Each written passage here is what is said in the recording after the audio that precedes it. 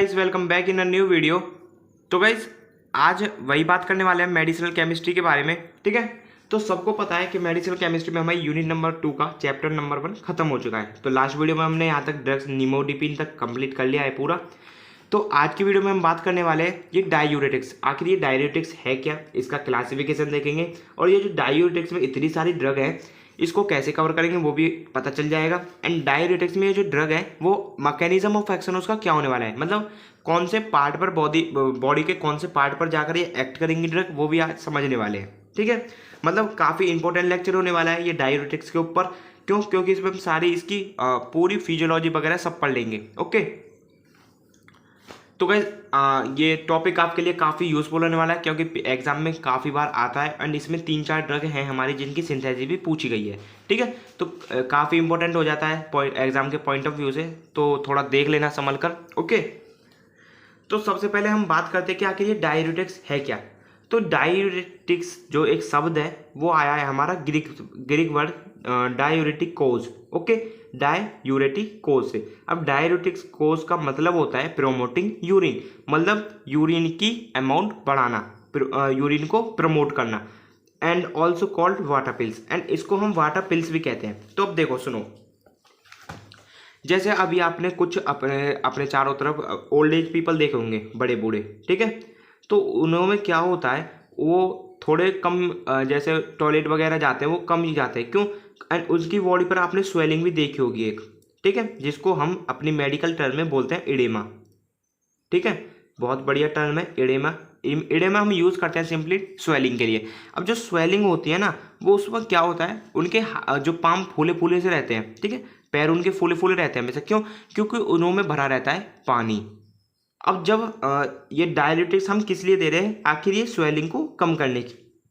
तो हमको पानी जो भरा हुआ है अंदर उसको बाहर निकालना है। अब वो निकलेगा किस फॉर्म में? वो निकलेगा सिर्फ यूरिन फॉर्म में। तो यूरिन फॉर्म हम अगर मान लो हम किसी की बॉडी में यूरिन को ज़्यादा बढ़ा दें, यूरिन की फॉर्मेशन को ही इंक्रीज कर दें, तो वहाँ पर जो पानी रहेगा बॉडी में वो निकलता रहेगा बाहर, तो वहाँ पर स्वेलिंग जो होगी वो मेंटेन हो जाएगी, मतलब स्वेलिंग खत्म हो जाएगी। ठीक है, तो ये जो डायूरेटिक्स है ये सिंपली वो ड्रग है जो यूरिन की प्रोडक्शन बढ़ा देंगे। ठीक है, सिंपली आप ये याद रखिए, डायूरेटिक्स यानी कि यूरिन की प्रोडक्शन को बढ़ाना। ओके, एंड इसको हम वाटर पिल्स भी इसीलिए कहते हैं, आखिर ये वाटर के जो एक्सक्रीशन हो रहा है उसको बढ़ा देती है। ठीक है, so diuretics are those drug which increase the production of urine. ठीक है, they directly act on kidney and increase the excretion of water and ions such as potassium, sodium, chloride, carbonate from the body. तो मतलब क्या हो रहा है, ये directly act करती है हमारी किडनी पर जाकर ड्रग्स, एंड वहाँ पर इंक्रीज कर देते हैं एक्सक्रीशन किसके, वाटर के, और जो हमारे कुछ आयंस होते हैं बॉडी में उनके। ओके, अब डायूरेटिक्स हम किस किस लिए दे सकते हैं, तो अभी देखो यहाँ पर 6-7 इसके यूजेस लिखे हुए हैं। ठीक है, तो 6-7 इसके यूजेस हैं। तो इतनी सारे ड्रग है यार, सबके यूजेस मत याद करो, इन 6 ड्रग को याद करो, 6 यूजेस को याद कर लो। इन 6 के 6 यूजेस को ही सारी ड्रग्स में लिखे आना। ठीक है, थोड़ा स्मार्ट वर्क करो, ना कि हार्ड वर्क करो, स्मार्ट वर्क करो। ठीक है, तो सबसे पहले हम इसको देते हैं कार्डियक एडेमा, मतलब वही कार्डियक एडेमा यानी कि हार्ट के अगर चारों तरफ फ्लूइड जमा हो गया है, ये लिखा भी हुआ है एक्यूमुलेशन ऑफ फ्लूइड। एडेमा शब्द वही है, एक्यूमुलेशन ऑफ फ्लूइड। ओके, उसको ट्रीट करने के लिए to treat hypertension, high BP हो जाता है उसके लिए भी। एडिमा वही इन्फ्लामेशन हो जाता है उसके लिए। नेफ्रेटिक सिंड्रोम यानी कि जो नेफ्रॉन वगैरह में कुछ सिंड्रोम आ जाती है उसके लिए भी। Also in CHF and cirrhosis of the liver problem भी काफ़ी हद तक इससे सही हो जाती है डायूरेटिक्स से, और हार्ट फेलियर में भी। ठीक है, तो मतलब ये इसकी यूजेज हो गई।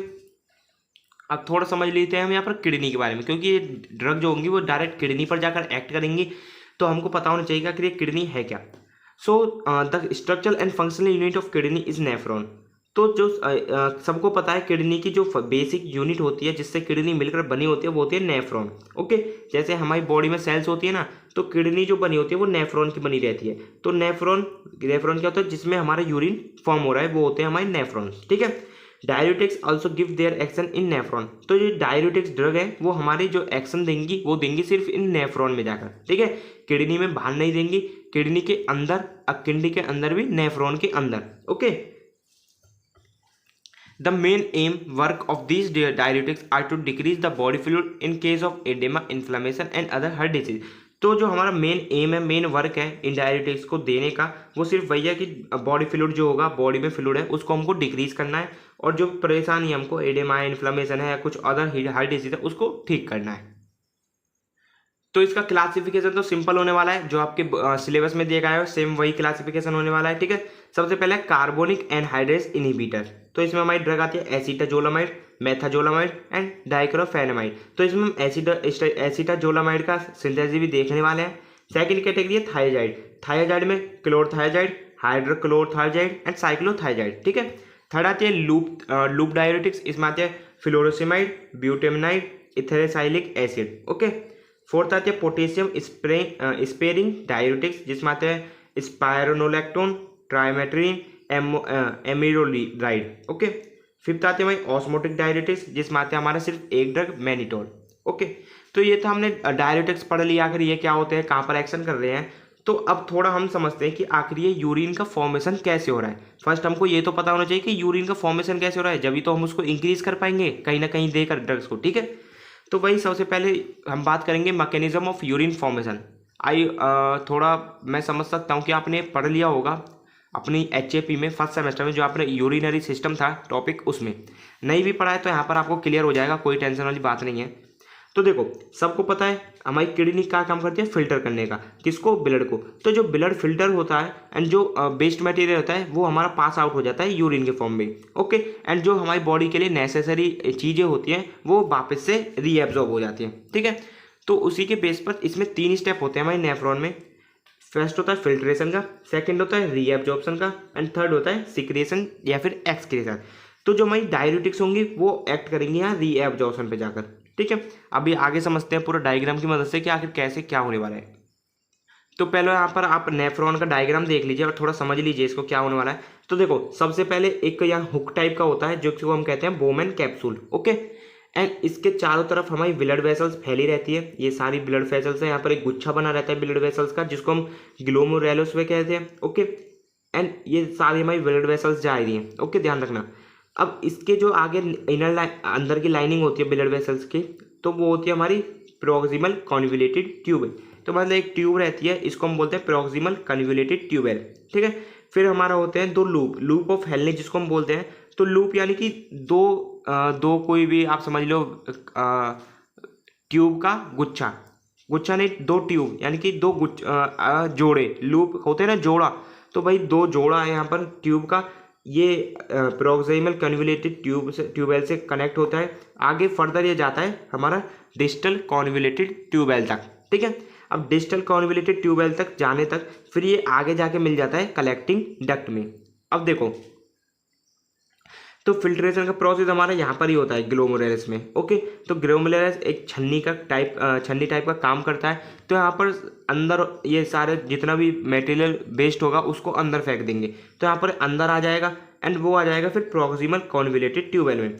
तो देखो, side 1, side 2 and side 3 and side 4, ये जो चारों साइड दे रखी है मैंने, तो इन चारों साइड पर होता है रीएब्जॉर्प्शन। ठीक है, वो कैसे होगा अब आपको बात करते हैं वो कैसे होगा। तो देखो, सबसे पहले तो हमारा फिल्ट्रेशन ही होगा। First of all, blood filter in Bowman's capsule about 180 litre per day. तो मतलब यहाँ पर क्या होता है, सबसे पहले हमारा ब्लड फिल्टर ही होगा, किसमें, बोमेन कैप्सूल में, जो ग्लोमेरुलस भरा हुआ है ना उसमें, वही। एंड हमारा एक दिन में कम से कम फिल्टर होता है 180 लीटर पर डे। अब ये ध्यान रखना, सिर्फ फिल्टर होता है 180 लीटर पर डे। ऐसा नहीं कि 180 लीटर पानी रोज हमारी बॉडी से बाहर निकल रहा है, नहीं, सिर्फ फिल्टर हो रहा है। अभी आगे देखो होता है क्या। एंड फिल्टर कंटेन जो हमारा फिल्टर है, जो आगे जो बेस्ट मटेरियल है, उसमें हमारे ग्लूकोज हो सकते हैं, अमीनो एसिड होते हैं, यूरिक एसिड होते हैं, यूरिया होता है, इलेक्ट्रोलाइट्स होते हैं और कुछ आयंस होते हैं। ठीक है, अब आता है हमारा नेक्स्ट जो इसमें नेक्स्ट प्रोसेस होता है वो होता है रीएब्जॉर्प्शन का। तो सबसे मेन इंपॉर्टेंट यही है रीएब्जॉर्प्शन। तो इन reabsorption filtrates 99% part reabsorb through proximal convoluted tubule, loop of Henle, distal convoluted tubule and collecting duct. तो यहाँ पर अभी आपने देखा 180 लीटर पर डे फिल्टर हो रहा है। अब 180 लीटर का 99% पार्ट रीएब्जॉर्ब हो जा रहा है, यानी कि बॉडी को दोबारा मिल जा रहा है। तो अब आप समझ लो 180 लीटर का 99% रीएब्जॉर्ब हो गया, तो कितना बचा, आधे से 1 लीटर ही बचा हुआ, नहीं 100-200 ग्राम ही बचा। ठीक है, तो अब ये रीअब्जॉर्प्शन की प्रोसेस हमारी कहाँ होती है, प्रॉक्सिमल कन्वोल्यूटेड ट्यूब में, लूप ऑफ हेनले में, डिस्टल कन्वोल्यूटेड ट्यूबवेल में और कलेक्टिंग डक्ट में। ठीक है, अब ये समझ लीजिए कि कहाँ कहाँ किसका रीअब्जॉर्ब हो रहा है। तो सबसे पहले प्रॉक्सिमल कन्वोल्यूटेड ट्यूबवेल में हमारे ग्लूकोज जो होंगे, अमीनो एसिड और बाइकार्बोनेट और वाटर का रीअब्जॉर्प्शन होगा। ठीक है, अब लूप ऑफ हेनले हमारे दो थे, एक नीचे को जा रहा था, एक ऊपर को जा रहा था। तो जो नीचे को जा रहा था हम उसको बोलते हैं डिसेंडिंग लिम्फ, इनमें हमारा सिर्फ वाटर एब्जॉर्ब हो रहा है। एंड जो ऊपर को जा रहा था असेंडिंग लिम्फ, उसमें हमारे सोडियम और क्लोराइड आयन रीएब्जॉर्ब होता है। किसकी मदद से, सोडियम क्लोरीन पोटेशियम को ट्रांसपोर्टर की मदद से। ठीक है, थर्ड था डिस्टल कन्वोल्यूटेड लूप, इसमें भी हमारे जो कैल्शियम आयन है, सोडियम आयन है, क्लोराइन है, वो रीअब्जॉर्ब हो रहे हैं सोडियम क्लोराइड को ट्रांसपोर्टर की मदद से। ठीक है, फिर आता है हमारा कलेक्टिंग डक्ट, इसमें भी हमारे कुछ आयन्स ही रीअब्जॉर्ब हो रहे हैं, जैसे सोडियम हो गया, पोटेशियम हो गया वो। ठीक है, तो ये हो गया हमारा सिर्फ प्रोसेस की आखिर ये ड्रग्स कैसे मतलब जो हमारा यूरिन फॉर्म हो रहा है वो कैसे हो रहा है। अब हम नेक्स्ट अपना टॉपिक समझे कि mode of action of diuretics. आखिर ये जो डाययूरेटिक्स हम दे रहे हैं इसका क्या मोड ऑफ एक्शन वाले। हमने ये तो पढ़ लिया कि यूरिन कैसे फॉर्म हो रहा है, अब हम ये भी तो सोचे कि डाययूरेटिक्स जो ड्रग्स दे रहे हैं वो एक्शन कहाँ जाकर कर रहे हो, कैसे कर दिया है। ठीक है, all diuretics work by inhibiting reabsorption of ions, electrolytes and water, so amount of urine increase। तो देखो हमको सिर्फ यूरिन की फॉर्मेशन को, यूरिन की प्रोडक्शन को बढ़ाना है। तो यूरिन की प्रोडक्शन को कैसे बढ़ाएंगे, हम वहाँ पर रीएब्जॉर्प्शन प्रोसेस को थोड़ा इनहिबिट कर सकते हैं। कैसे, रीएब्जॉर्प्शन जो प्रोसेस हो रहा है, रीएब्जॉर्ब करने की प्रोसेस, उसको हम थोड़ा रोक सकते हैं। किसकी मदद से, डिफरेंट आयन की मदद से उसको रोक कर। तो अभी हम आगे वही बात करने वाले कि आखिर कैसे रोक सकते हैं। ठीक है, तो आई थिंक वीडियो थोड़ा लंबा हो जाएगा, ये तो अगली टॉपिक में ही बात करेंगे हम। ये जो हमारी 5 कैटेगरी है इसमें carbonic anhydrase inhibitor, thiazide, loop diuretics, potassium sparing diuretics और ऑस्मोटिक डाययूरेटिक्स। तो ये जो 5 है, एक इनका मोड ऑफ एक्शन काफ़ी अच्छे से समझाने वाला हूँ मैं। अगर इसी वीडियो में घुसा दूंगा तो आपके समझ में नहीं आएगा। तो इस वीडियो में हम यही रहने देते हैं, आगे हम बात कर लेंगे मोड ऑफ एक्शन का इनका क्या होने वाला है, एंड फिर लास्ट में सारी ड्रग्स देख लेंगे। ओके, तो गाइज आज की वीडियो में बस इतना ही। आपको नोट्स वोट्स कुछ भी चाहिए हमारे टेलीग्राम ग्रुप या व्हाट्सएप ग्रुप से ज्वाइन हो सकते हैं। एंड चैनल को अभी तक सब्सक्राइब नहीं किया तो चैनल को जरूर से सब्सक्राइब कर लें। ठीक है, तब तक के लिए टेक केयर, बाय बाय।